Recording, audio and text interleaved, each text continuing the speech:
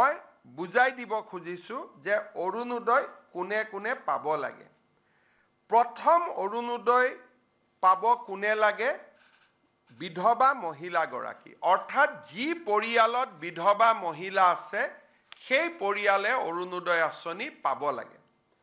যদি কোনোবা পৰিয়ালত ৪৫ বছৰৰ ওপৰৰ অবিবাহিতা ছোৱালী আছে, সেই পৰিয়ালটোৱেও অৰুণোদয় পাব লাগে। কোনোবা পৰিয়ালত যদি বিবাহ বিচ্ছেদ হোৱা মহিলা আছে, সেই পৰিয়ালটোৱেও অৰুণোদয় পাব লাগে।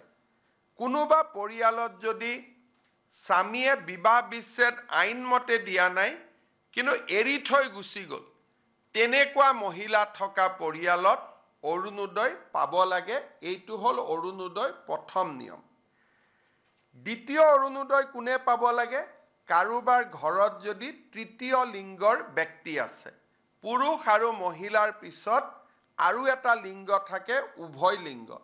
উভয় লিংগ থকা পৰিয়ালতো অৰুণোদয় আমি দিব লাগে।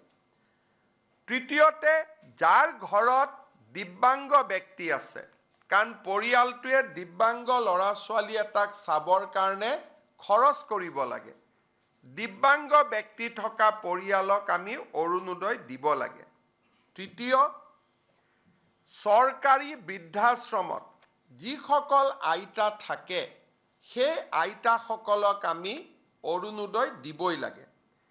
তৃতীয়তে, যাৰ ঘৰত এইডছৰ বেমাৰী আছে, থেলাছেমিয়া আছে, হিম'ফেলিয়া আছে, চেৰিবেল পালচি আছে, কুষ্ঠ ৰোগ আছে, অটিজিম আছে, এওঁলোকৰ পৰিয়ালতো আমি অৰুণোদয় দিব লাগে।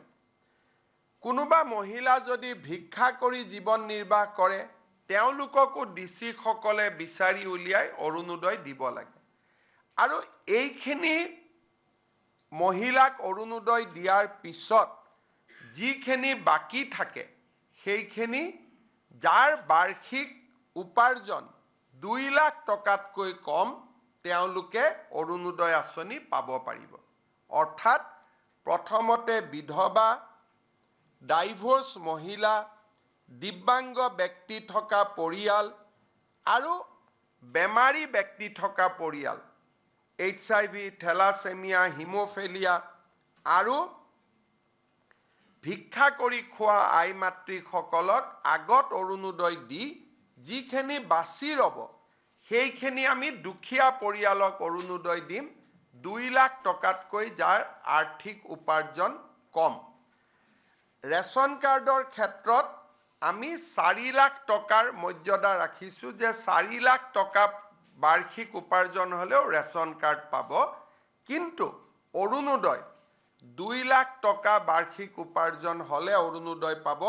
তাতকৈ বেছি টকা উপাৰ্জন কৰা পৰিয়ালে অৰুণোদয় নাপায়।